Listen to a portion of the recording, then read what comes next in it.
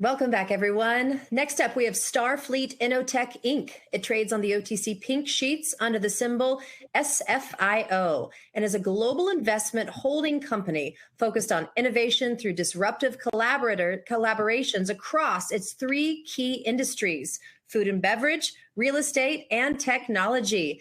Please welcome its CEO, Santiago Arnaiz. We have the Chief Executive Officer, Jeths Lacson. We have the president, Stephen Insalaco, and then we have Chief Investment Officer, Richard de Lima. You guys have some fascinating names there. I'm sure you have a fascinating company. We're so excited to have you on the Emerging Growth Company. So please, whenever you're ready, take it away. Yeah, thank you so much for that. So hello, everyone. My name is Santiago Arnaiz. I'm the Chief Communications Officer here at SFIO.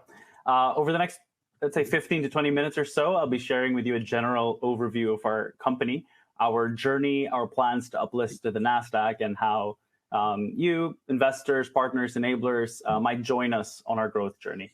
Before we jump in, though, if I could, I believe we have a quick 30-second video that it would be great to play at this point.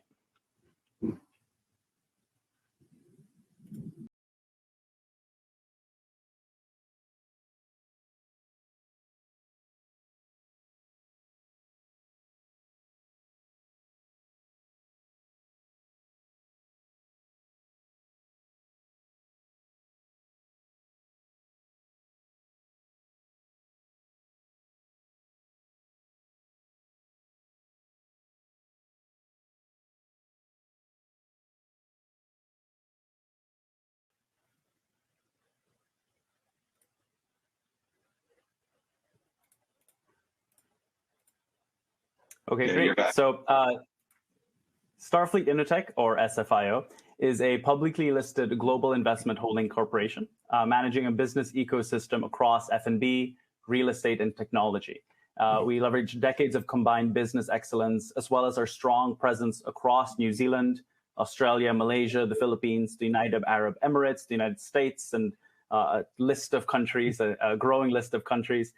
We invest in high growth companies, forging collaborative opportunities in order to help these businesses scale through our global network. So our internal mantra over here at SFIO is to be guided by tradition, driven by innovation, and enabled by collaboration.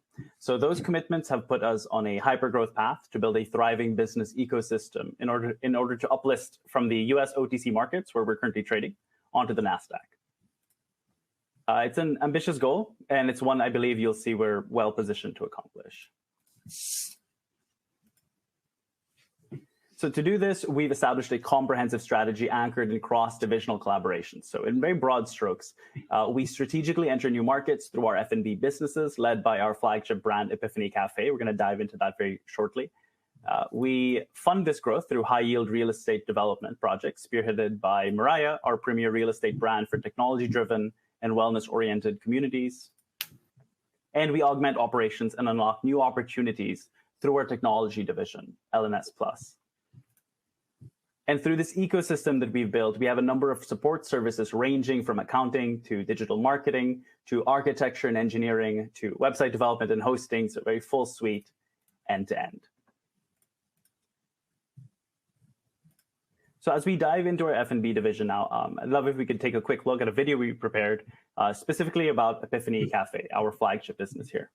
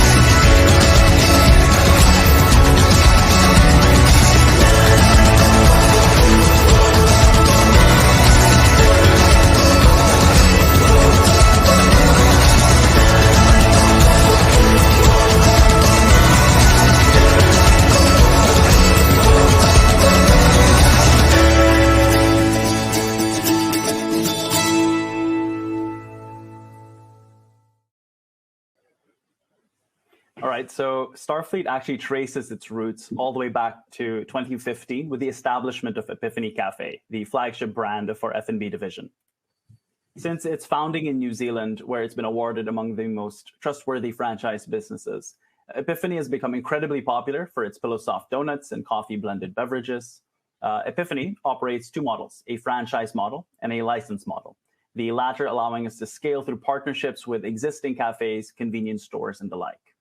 Epiphany's growth success is due in large part to the proprietary smart freeze technology the company has developed, allowing for frozen baked goods such as fully glazed donuts to be stored for up to 6 months.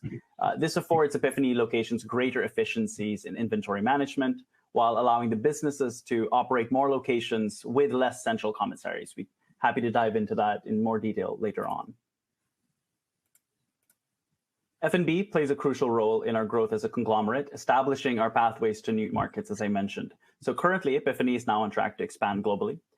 We have 58 locations in New Zealand. That's between the franchises and license models, and plans to establish over 200 more across Australia, Asia, the United Arab Emirates, and the United States.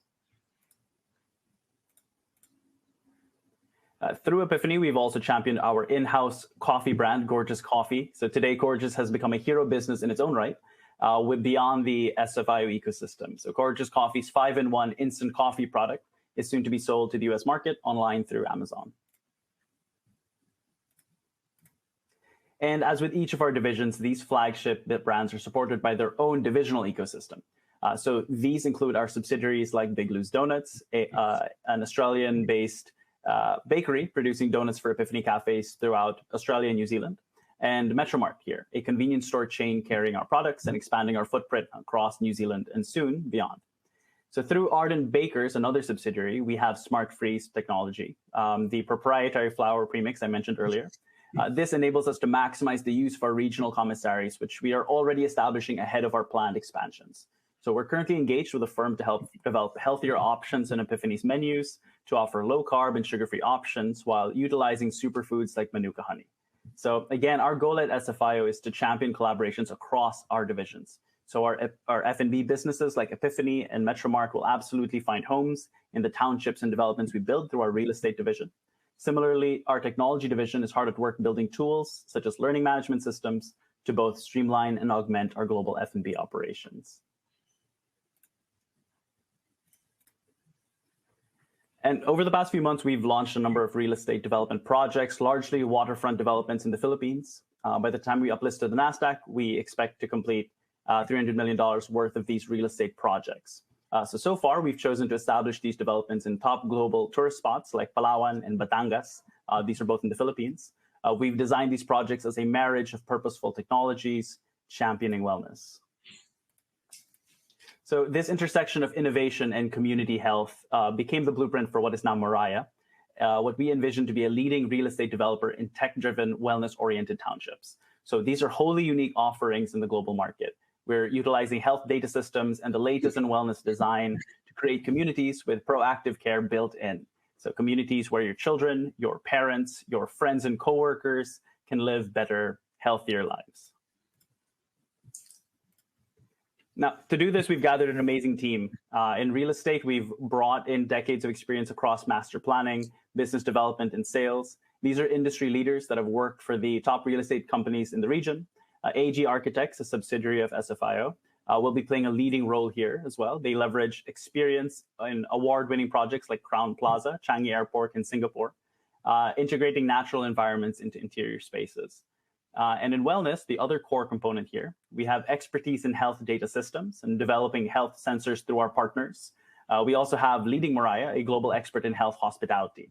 So they've led the design and development of some of the most prominent health tourism projects in Southeast Asia. And we couldn't ask for a more impressive team leading Mariah here. And I'd like to highlight as well that it's not just a marriage of real estate and technology that we're envisioning. F&B plays a big role here as well. So you can imagine our franchise businesses like Metromart, the convenience store chain, and of course, Epiphany Cafe will be right at home in these townships. In fact, the team at AG Architects is already working on a new Epiphany Cafe concept, one that situates Epiphany as a hub for innovators and entrepreneurs. So desk spaces, private meeting rooms, and access to partner tech services like website design, app development, digital marketing. So it's a concept that we see thriving in and beyond our Mariah communities.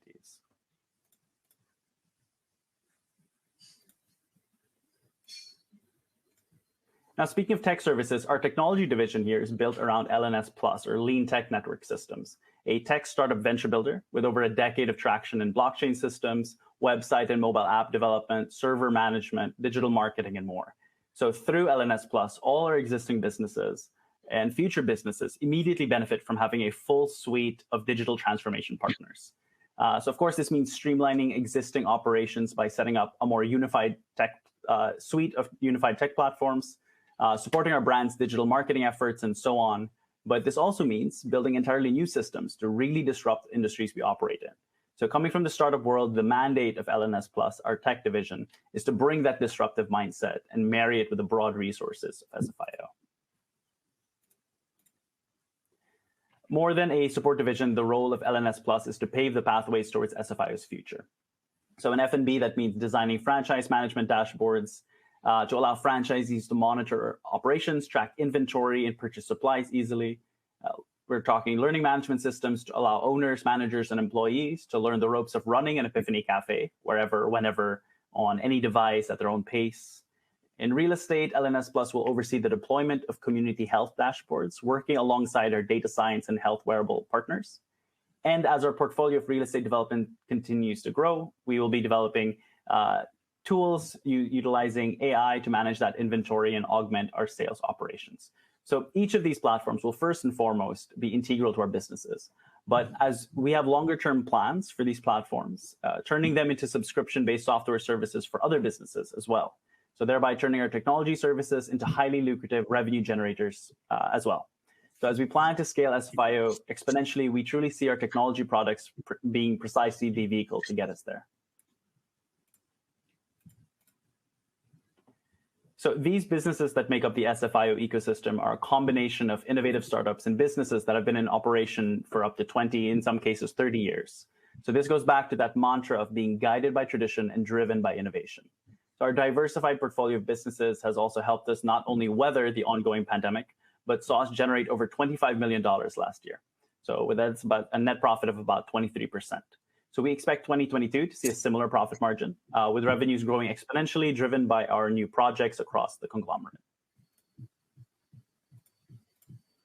So each of SFIO's core divisions, as well as the enablers we have in our ecosystem, play integral roles in ensuring our growth is not only exponential, but sustainable, more importantly, all of which is essential as we progress towards our mission of uplisting to the NASDAQ.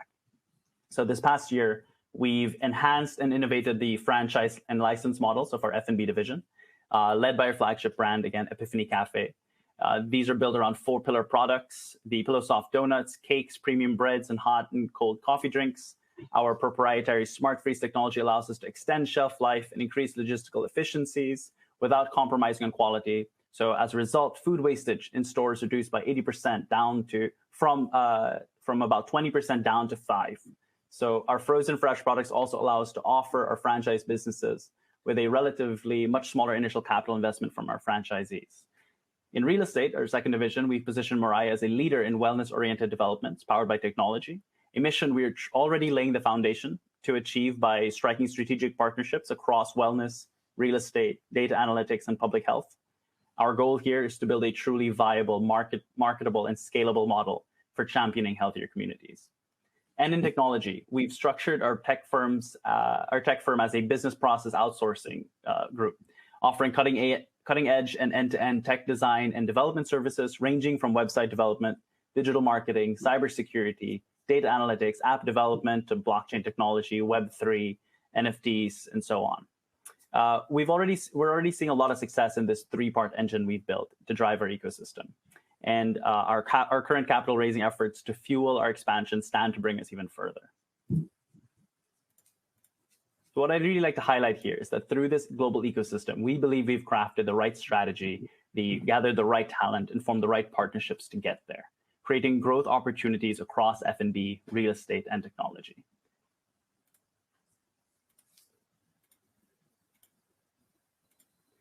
Our mission is to find, augment, and exponentially scale value across our ecosystem, primarily so that we can accomplish our goal of uplisting to the NASDAQ. It's a journey we're excited to say has garnered us a lot of support so far.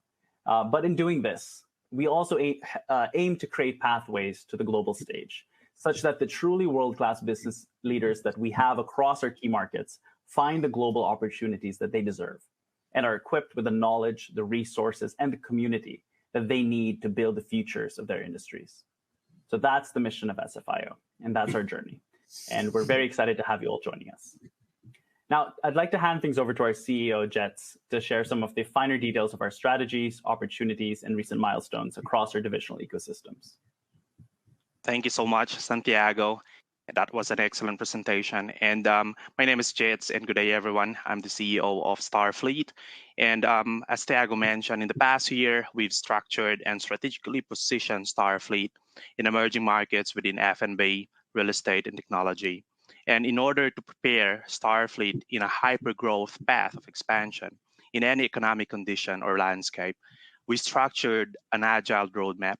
And some of the updates I'll be sharing with you today. So I'll start with food and beverage. So our gorgeous coffee and Epiphany honey products will be available on Amazon in the US from September and Canada towards October and November. And we are on track on our plans to set up our franchise and license outlets in New Zealand to get our outlets number to approximately 100 by the end of this year. And we are gearing up to launch our licensing model of Epiphany Cafe in Australia from Q4. And Credit Scan Malaysia has completed our market research and feasibility study for Epiphany Cafe in Malaysia. And similarly, our partner in the Philippines, FJ Prime, completed their market research and feasibility study as well for Epiphany potential launch in the Philippines. And currently, US and Canada market research and feasibility study are underway. Our local team in Malaysia, Epiphany Ventures Asia, is scheduled to be in New Zealand from October for the training as part of the launch of Epiphany in Malaysia, being targeted early next year. And we are currently conducting our due diligence on 2 wholesale bakeries in the US and also in the Philippines, which are part of our M&A opportunity pipeline in expanding Epiphany in those countries. And we will share the details of these 2 entities in due course. And in line with our real estate division, so Starfleet is set to launch our real estate flagship brand, Moriah, this coming September. And where we expect and intend to launch our website, launch our projects, our pilot projects. These are micro township projects, and communicate our business plan. And market research and feasibility study already conducted by Habitas Group in the Philippines for these pilot projects under the Moriah brand. And these are all completed and ready to go. And we have a joint venture with the landowner in our Palawan project in the Philippines. This is one of the micro townships or pilot project for Moriah. And we also developed the detailed business plan, including financial forecast for our brand and also for the pilot project. Local permits and pre-selling application for our projects in the province of Batangas and also in Palawan. These are all in the Philippines, are already underway. And project launching, marketing campaign, and road shows of the said projects under Moriah brand will commence towards the end of Q3. In the meantime, we are also developing 2 township projects. These are with several units here in Henderson and Mangere, Auckland, New Zealand. And we are in the initial stages of due diligence towards potential acquisition of an existing property developer in North America, with ongoing projects. And again, details will be disclosed in due time. And in line with our technology updates, our tech division, being led by our CTO under the Lean Tech Network System Tech Group, is in the process of transitioning to a business process outsourcing provider based in the Philippines, catering to clients in the US, Australia, UAE, and New Zealand. These expansions are expected to launch from Q4. And our health data analytics firm, Project Fort, has entered into agreements with private and public sector partners to scale their platforms across Philippine communities, now en route to onboarding their first million users. Very exciting. And we are on the final stage of our due diligence process to acquire substantial shares in a cybersecurity company based in the UK with strong presence in the Philippines as well. And again, we will disclose the details in due course. And our CTO and COO will be in the US soon again to close more clients and explore opportunities for our tech divisions. So these are the key updates that we have in our three divisions: food and beverage, real estate, and technology. Now the question is, what's the strategy? How are we going to carve out the capital structure to execute these projects? Richard De Lima, our CIO, will give us some insights about that. Richard?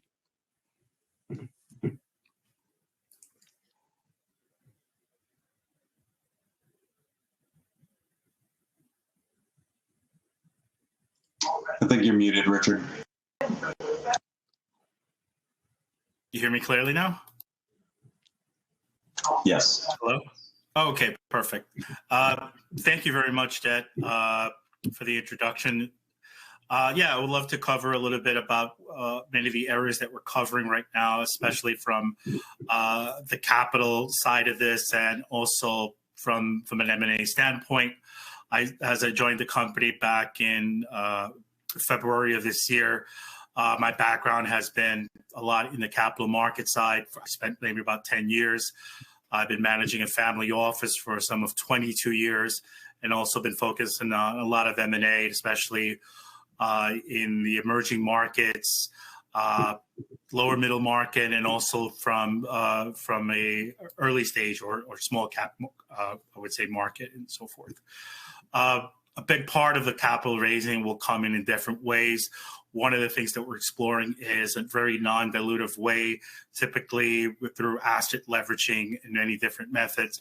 I bring a lot of relationships and family offices that I've worked with for many years that we've been involved with other projects.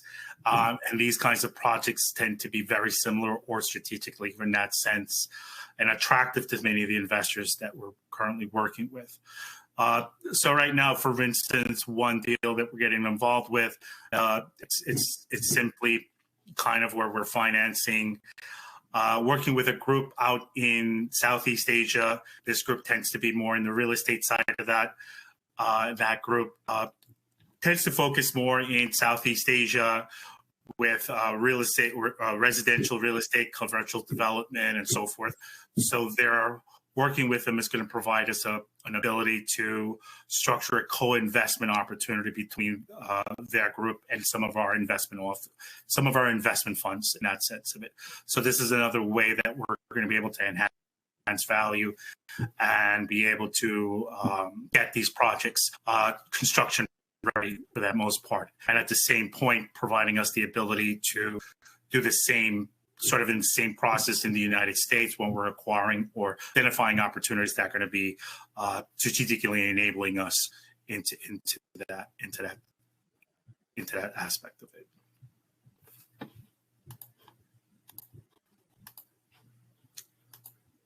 Let me know if you have any other questions. That's excellent, Richard. Let me introduce our new president, Steven. And Steven joined the company this month, and it would be good to hear some insights from Steven in terms of our strategic outlook and, of course, the value add that he's actually introducing into Starfleet. Steven. Well, I guess the first thing I should start with, thank you very much, Jeths. I feel very honored to be a member of the team. And I'm looking forward to adding significant value to our growth. Let me start off by giving a brief description of my experience and background, and then go into further explanation of a strategic direction for Starfleet. Obviously, I'm the president of Starfleet Innotech. I have over 30 years of business experience, and I will be focusing on working with the management team in structuring the company's global growth efforts. I am also president, managing partner, and founder of Calgary Enterprises Incorporated, a strategic operating, financial management, and family office company. I am also a principal in Modem Investment Holdings. And Modem Investment Holdings is a private equity holding company with 3 separate components. Private equity, it has over $650 million under management in a portfolio of life settlement, $2.5 billion overseas with a comparable organization, and has a hedge fund and an investment banking component. Leaf Capital Partners, I am a managing partner with Leaf Capital Partners, involved with Richard for a good number of years. In that situation, I'm responsible for the operating and risk management component of Leaf Capital Partners.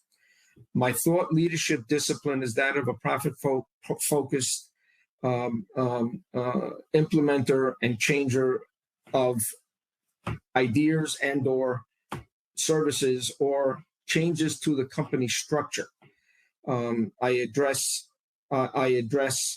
all of my efforts and skills to using M&A, joint ventures, and other modalities to improve the valuation of a corporation. That is the experience, some of the experience I would bring to the table to try to identify those opportunities, work with the management team to increase the valuation of the company using those modalities. I've managed a $3.5 billion healthcare finance division.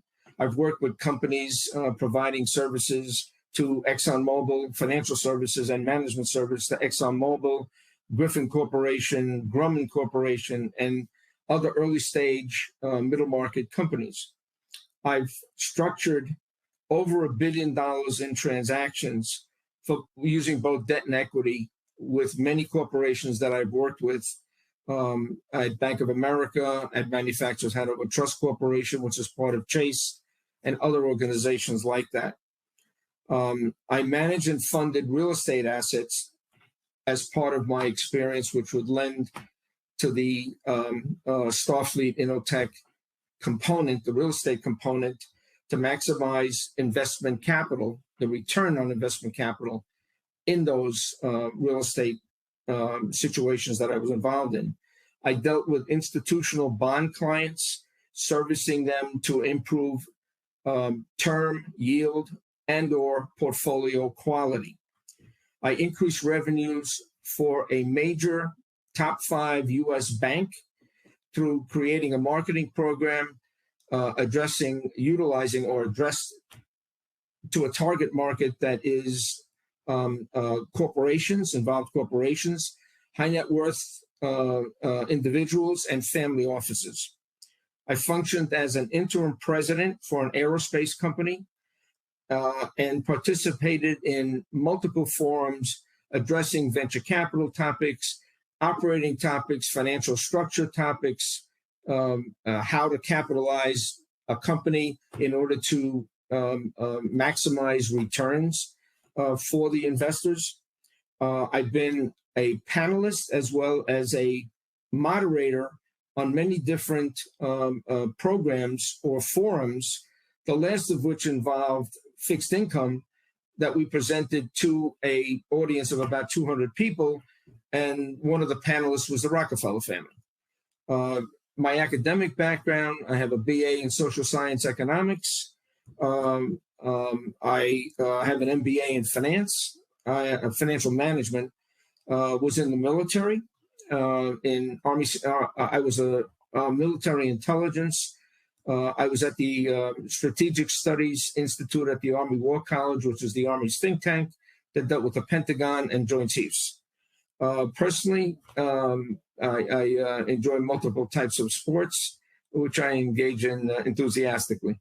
Now, in terms of strategic direction for Starfleet, I prepared an overview of where I believe, and it would complement what Richard, Jeths, and Santiago has discussed in their presentation. The strategic direction for Starfleet will be determined by the management team, which will focus on several strategic goals, objectives, and components. First, complete and provide audited financials by a reputable accounting firm. Why is that important? It adds tremendous credibility to the financial and operating status of the company. Investors want to see that. Two, review and adjust the current business model and incorporate short-term, 1 to 2 years, intermediate term, 3 to 4 years, and long-term, 4 to 5 years, strategic goals and objectives. This model will be developed and adjusted to take advantage of any other opportunistic investment opportunities that develop nationally or internationally. We're going to react to circumstances and or identify circumstances that we may not have seen or may come about prior to our getting involved in a particular country. If something develops, we want to take advantage immediately of it. We want to react immediately. We don't want to waste time. Time is money. Additionally, 3, growing revenues by further strategic expansion of the current brands, which Jeths alluded to and Santiago covered, and products of the 3 divisions into different markets internationally and where they are already located. 4, a strong strategic focus on mergers and acquisitions, licensing, and other modalities in the short to intermediate term to more immediately add product diversity and strategic revenue and improve valuation in preparation for the primary objective for 5, the uplisting of the stock. Everything is geared towards the uplisting of the stock. Everything we're talking about is focused on improving revenue, improving valuation, which will lead to the uplisting of the stock. I thank you very much for listening, for your time. Great presentation. Thanks, Beth. Are you all ready for some questions? Yeah, absolutely. All right. I did notice that a lot of these questions were answered in the presentation. So briefly talk about the history of SFIO for any new investors that are not too familiar with your conglomerate. Sure, I can answer that. Well, Starfleet Innotech actually traces its roots back to 2016 with the establishment of the Epiphany Cafe. It's the flagship brand of our F&B division. Jeths and his partner in New Zealand founded Epiphany Cafe in that year of 2016. Now, over the last several years, they merged other brands in New Zealand and Australia to strategically grow their ecosystem before eventually purchasing SFIO, which is the existing ticker on the OTC market.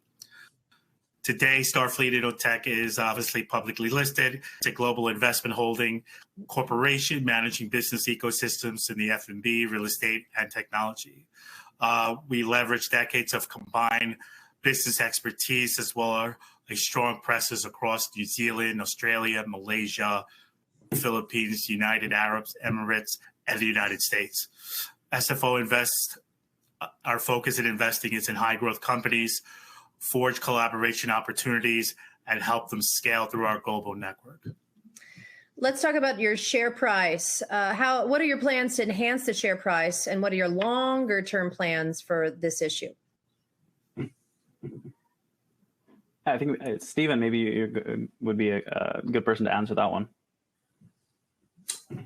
To increase the share price, okay, and that increase in share price will then address the requirements of institutional money.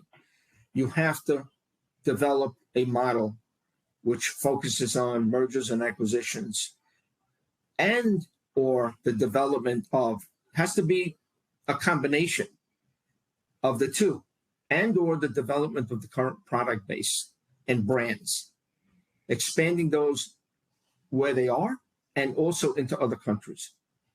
That's where the growth, that's where I see, that's why I want to be part of this. I see where the potential is here. Developing that potential, taking advantage of the resources of this organization and utilizing them to the advantage of the investors. Building value. That's how you bring in institutional money. And uplisting is the caveat to doing that. You're not going to uplist without valuation improvement. And that's those modalities, as I mentioned a short while ago in my presentation, are the methods to use to do this. And you can approach all three divisions, or you could talk about a fourth division where we identify a fourth market that we want to penetrate. Could be healthcare or some other component that would complement in some way the other divisions. Acquiring revenue from other companies through acquisition is key. Well, since uplisting is so crucial, when do you expect your audit to be completed, and how far out is the uplisting? Are you asking me or? No, I can answer that question. Yeah. The audit process typically takes about 3 to 4 months, considering the companies and the jurisdictions that the company is in. Actually, for instance, in New Zealand, Malaysia, the Philippines, and so forth. So right now we're going through a preliminary stage. It's an assessment of our different subsidiaries. We're looking at from, like I mentioned, a jurisdiction standpoint, and we should be coming into terms very shortly to make the announcement to the public as far as the order is concerned. And like I mentioned before, it's going to take typically about 3 to 4 months, I would say, to complete that. But we're definitely on cue to get that rolling. Fantastic. Well, we do have tons of questions from our audience, but we're going to send them directly to you so you all can answer them on your own time. But please, would you like to say any closing remarks? Yeah, of course. First of all, I'd like to thank you guys for having us. And I'd like to thank our investors particularly. And also, I'd like to also thank our viewers. And this is Starfleet. And we, as Santiago mentioned, we already crafted the right strategy. We've got the right people, and we've got a very unique business model to take this on to the next level. So thank you very much for the time, everyone. Yeah, thank you, gentlemen, so much for joining us. And please come back with some updates. Thank you. Thank you, Anna. Thank you. Bye. Thank you, Anna. Thank you, everyone, for watching. Stay with us. We'll be right back.